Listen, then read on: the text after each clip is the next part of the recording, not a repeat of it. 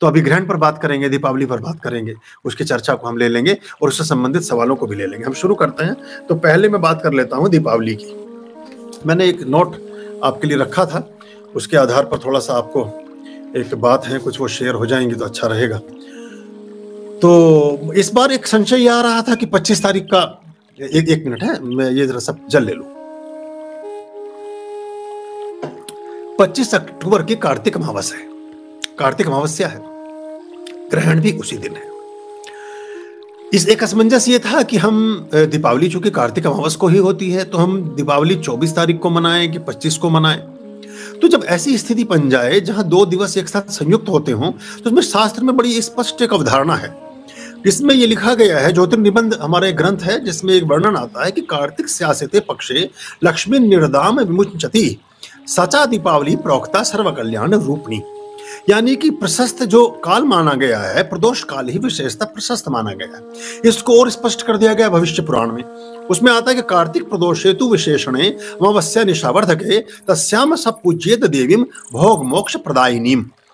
तो ये जो प्रस्तुत वर्ष है कार्तिक अमावस्या, इसमें 24 अक्टूबर सोमवार 2022 को संध्या काल 17:28 यानी 5:28 पर प्रदोष काल जो है वो हमारा है। तो 24 तारीख को ही हम इसको मानेंगे। इसके साथ साथ जो हमारा दीपावली पर्व है, उसमें चित्रा नक्षत्र, विश्वकुंभ योग, कन्या राशिस्थ तथा अर्धरात्रि व्यापनी अमावस्या युक्त होने से भी विशेषता प्रशस्त और श्लाघ्य है।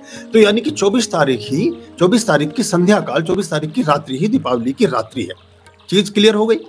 जो भी आपने काम करना है, बड़ी दिवाली जिस दिन हम दीप प्रदीप्त करते हैं, माँ लक्ष्मी की आराधना और बाकी सारे काम करते हैं, जो हम जितनी भी चीजें हैं वो सब करते हैं, वो हमें ध्यान रखना चाहिए। अब जब आप कमल के फूल हैं, सुगंधित द्रव्य हैं, जितनी भी चीजें दीपावली में पूजन की चीजें आप जानते ही हैं, चांदी की कोई वस्तु हो सकती है, चांदी की लक्ष्मी गणेश हो सकते हैं, चांदी की श्री लक्ष्मी हो सकती हैं, क्रिस्टल की श्री लक्ष्मी हो सकती हैं, बहुत सारी ऐसी चीजें हो सकती हैं जिनको आप उस समय रख सकते हैं।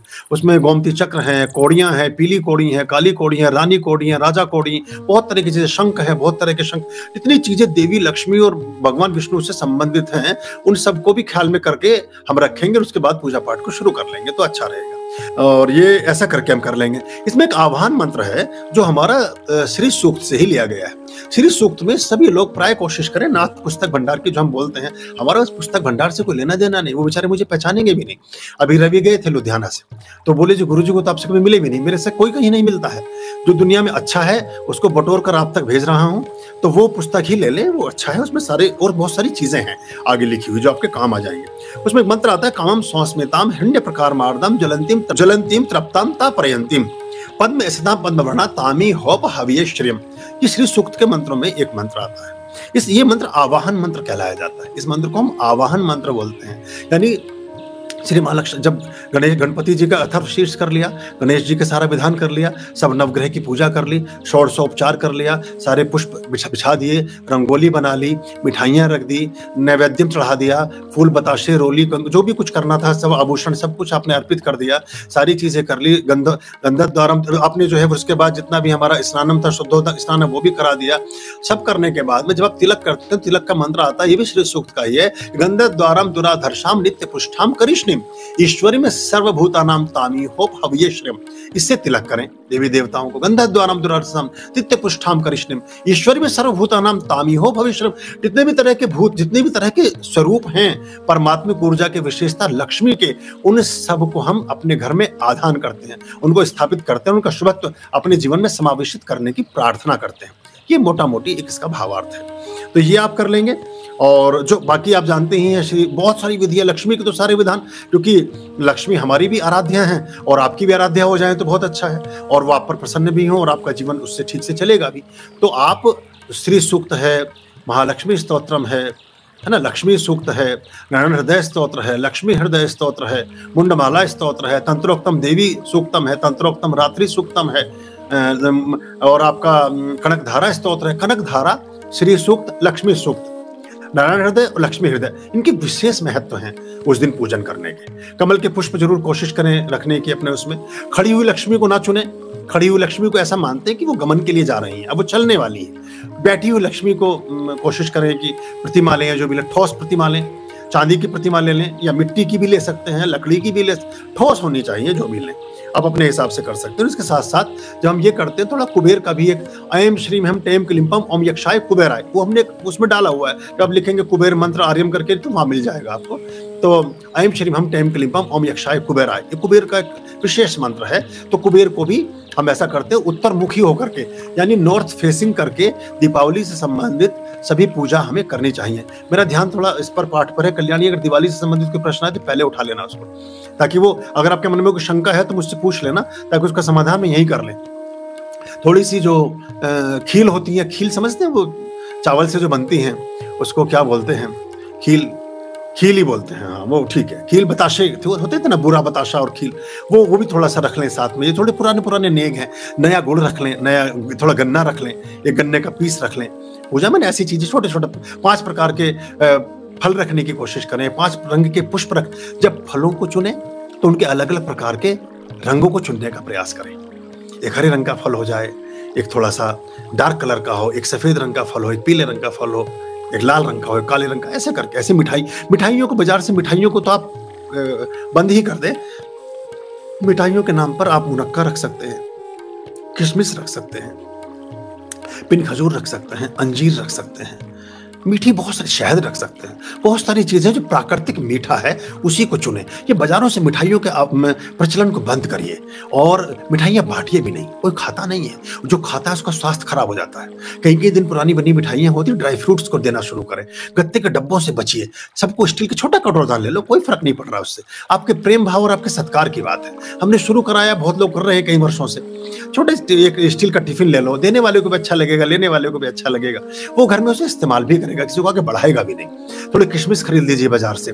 इन मिठाइयों से चौथाई दाम पर पड़ती हैं। अगर मिठाई में आप 500 से 1000 रुपए खर्च करना चाहते हैं तो आपका काम 300-400 रुपए में समाप्त हो जाएगा, और बहुत अच्छा होगा और श्रेयस्कर होगा। आदमी 8-10 दिन बाद तक भी बैठ के खा सकता है, पूजा में यूज कर सकता है, कुछ भी कर सकता है, वो कभी खराब नहीं होती चीज। और एक चीज और आपको बताऊं, सभी प्रकार की मिठाइयां ग्रहण में दूषित हो जाती हैं। जो चीज आपने निर्मित की है वो दूषित हो जाती है। कोई ड्राई फ्रूट कभी दूषित नहीं होता। ड्राई फ्रूट में आपको कुशा या तुलसी दल रखने की जरूरत नहीं होती, तो वो उस लिहाज से भी अच्छा है। वरना तो अगले दिन आपके दोपहर बाद तो मिठाइयां वैसे खराब हो जानी है, फिर उनका फेंकेंगे, क्या करेंगे भगवान जाने, किसी को देंगे वो भी ठीक नहीं है। ग्रहण की बात अभी करेंगे, पहले दीपावली को निपटा लें। तो कुबेर जी का आपने ख्याल कर लिया। जो भी आपके भूमि पूजन है, बही खाता है, लिखत पढ़त है, कोई चीजें हैं, पेन पेंसिल है, आपके शस्त्र हैं, जो भी सामान है, उन सब की पूजा इस समय की जाती है। तो ये हमें ध्यान रखना चाहिए। तो इसमें जो 24 अक्टूबर 2022 ईस्वी की जो चौघड़िया है, मुहूर्त जो है, चौघड़िया बोलते हैं, विशिष्ट मुहूर्त होते हैं। 4 प्रकार की घड़ियां विशेष मानी गई हैं। उनमें जो घड़ी है वो आप नोट कर लें, एक पेपर और पेन ले लें। वैसे कोशिश करेंगे कि संभव हुआ तो हम इसका अंक अलग से भी टाइप कर दें, लेकिन आप यहीं से ले लें तो और अच्छा है। अमृत काल जो है वो अमृत काल है 6:41 से 8:04 तक। जब हम 6:41 बोल रहे हैं, 6:41 बोल रहे हैं, तो ये हम सुबह का टाइम बोल रहे हैं। अगर मैं शाम को बोलूंगा तो आपको मैं 18:30 बोलूंगा या 17:35 बोलूंगा। मैं ये रेलवे का सिस्टम होता है ना, उसकी घड़ी के हिसाब से आपको बताऊंगा। तो आप उस हिसाब से नोट करें। हमारे पंचांग में हम उसी की गणना करते हैं। 24 घंटे की ही गणना होती है और 24 बजे तक ही हमारा चलता है। हमारे बजे तो 31 तक बज जाते हैं, वो बताऊंगा कैसे बजते हैं। 29 भी बजते हैं, 28 भी बजते हैं, लेकिन 24 घंटे के हिसाब से चल लो, वो बताऊंगा अभी वहां भी आपको। आप भी कहोगे गुरुजी बड़े मजेदार हैं, नई नई बात बताते हैं, पर हमारे यहाँ बजते हैं 32-35 भी बज जाते हैं हमारे। अभी बताता हूँ। 6:41 से 8:04 प्रातः काल, 24 तारीख की बात हो रही है। ये अमृत काल है, अमृत वेला है। इसके बाद जो दूसरी चौघड़िया है वो 8:04 से 9:27 तक प्रातः काल। 8:04 से 9:27। ये काल की चौघड़िया है, इसको अवॉइड करें।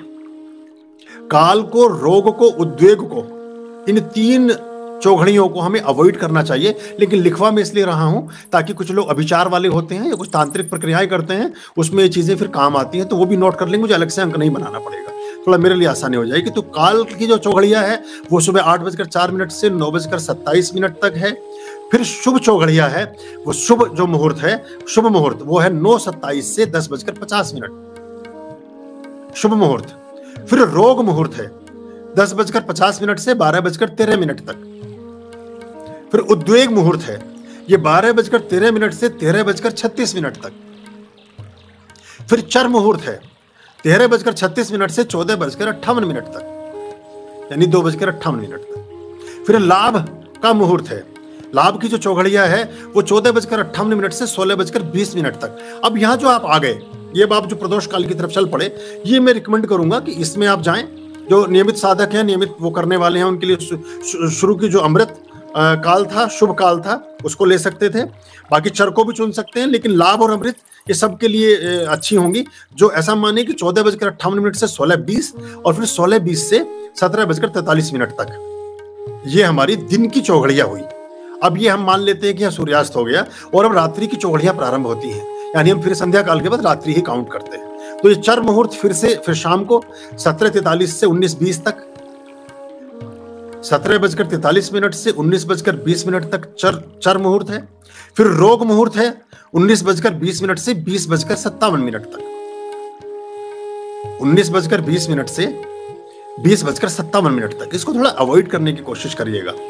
आपको या तो चर में ले आ जाइए, यानी 5:45 बजे से और 7:20 तक कर लें, या फिर 7:20 से बाकी चीजों में लग जाएं और फिर आप चले जाएं 9 बजे के आसपास। 9 बजे को भी अवॉइड करें, फिर आप चले जाएं 10:30 के आसपास, क्योंकि मैं बता रहा हूं चर हुआ 17:43 से 19:20 तक, रोग मुहूर्त है 19:20 से 20:57 तक, फिर काल मुहूर्त है 20:57 से 22:35 तक, और फिर लाभ मुहूर्त है रात्रि में 22:35 से 24:12 तक। फिर उद्वेग मुहूर्त है 24:12 से 25:49 तक। 25 बजे का मतलब रात के 1 बज गया, अगले दिन का मतलब रात का 1 हो गया, तो उसको अगला दिन कैलेंडर के हिसाब से आपका अगला दिन हो गया, लेकिन हमारे हिसाब से वो 1 घंटा आगे की तरफ चढ़ गया है। फिर ऐसे ही शुभ मुहूर्त फिर आया, ये 25:49 यानी कि 1:49, यानी कि लगभग 2 बजे, पौने 2 बजे मान लीजिए, ये 1:49 से और 27:26 तक, ये फिर सवेरे का समय आ गया। फिर 27 घड़ी से 26 तक, 27 बजे से 27 अमृत योग है, ये ब्रह्म मुहूर्त आ जाएगा लगभग आपका 27:26 से 29:04 तक, और 29:04 से फिर 30:42 तक। ये सवेरे पहुंच गए। अब आप सवेरे 4, 5, 6 बज चुके होंगे। जब आप 24 में 6 जोड़ देंगे तो 30 हो जाएगा, यानी कि अब 12 के बाद आपका रात के बाद ये सुबह के 6 बज रहे हैं, यानी कि अगले दिन तक ये पूरे जो रात्रिकालीन क्या होता है ना, बहुत से लोग अष्ट प्रहर की पूजा करते हैं, कुछ चतुर्थ प्रहर की करते हैं, कुछ 16 प्रहरों तक चले जाते हैं, अलग अलग हर योग में करते हैं, हर तरह से करते हैं। तो मैंने कोशिश की कि आपको सभी को इसको हम बता दें, लेकिन सामान्य ढंग से आप देखें तो आप ये वाला जो मैंने आपको ये बताया है लाभ वाला मुहूर्त, ये आप ले लें। शुभ ये अच्छा रहेगा संध्या काल, और अमृत वाला भी बहुत अच्छा है जो आप संध्या काल कर लें, यानी कि 4:20 से और 5:45 बजे तक का जो समय है ये बहुत अच्छा है, अमृत है। तो जो भी कर, जैसा नाम से स्पष्ट हो रहा है, तो ये हम इसको इस तरह से कर सकते हैं।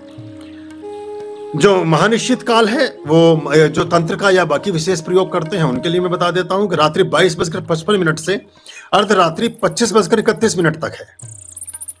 22:55 से, यानी कि जब 24 के बाद आप अगला दिन काउंट कर लें तो 1 यानी 1:30 बजे तक हो गया। तो इसे आप मान के चलें कि 11 बजे से और 1:30 बजे तक महानिश्चित काल है ना। कर्क लग्न भी अत्यंत शुभ है इसमें, और काली उपासना तांत्रिक साधनाएं जो लोग करते हैं उनके लिए अच्छा है। काम्य प्रयोग है, तंत्र अनुष्ठान है, और बहुत सारी साधनाएं हैं, वो उसमें उस तरह से उस चीज को कर सकते हैं। ठीक है जी, ये आपका दीपावली का ये सारा क्रम हो गया। इसमें अगर आपको कोई विशेष आपको वो आती है तो आप मुझे बताएं, तो मैं दीपावली वाले इस चीज को फिर समापन करूं। गुरुजी, क्या लक्ष्मी जी की आरती नहीं की जाती है? कृपया बताएं। कर सकते हैं आरती। आरती एक ग्रेटिट्यूड है। बाकी अंकों को भी देखो। आरती एक आपका धन्यवाद भाव है, तो सारे काम को करने के बाद आप कर सकते हैं। एक पूरे भोजन के बाद में छोटी सी स्वीट डिश है, उस स्वीट डिश को आप भोजन के बाद तो अच्छी लगेगी, लेकिन खाली स्वीट डिश ही रख दें और भोजन हो ही नहीं तो आदमी को कैसा लगेगा? अपने घर आप भोजन पर आमंत्रित किसी को करें और उसे आप एक गुलाब जामुन रख दें एक प्लेट में, उसकी कटोरी में, और बाद में नमस्ते करने लगे तो आपको ऊपर से नीचे तक देखेगा। आरती के साथ ऐसा ही होता, आसान है ना, इसलिए लोग उसी में पड़ जाते हैं, उसी को करने लगते हैं। आर्यं शरणं शुभमस्तु, संभव करणं अरमस्तु। आर्यं शरणं शुभमस्तु,